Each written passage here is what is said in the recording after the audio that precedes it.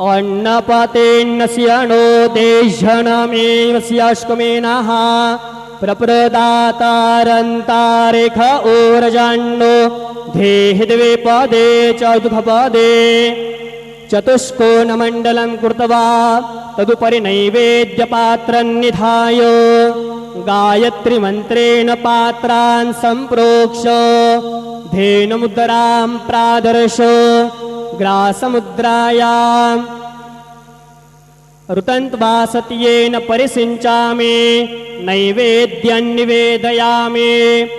ॐ प्राणाय स्वाहा ॐ अपानाय स्वाहा ॐ व्यानाय स्वाहा ॐ उदानाय स्वाहा ॐ समानाय स्वाहा ॐ ब्रह्मणे नमः।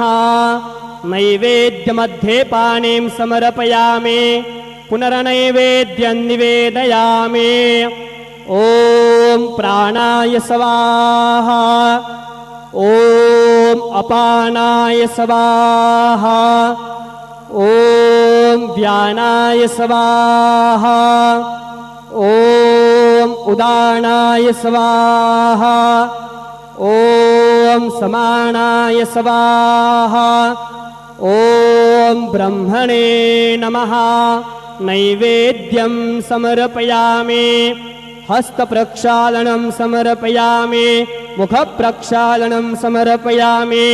शेषोपचारार्थे प्रार्थनापूर्वकं नमस्करोमि।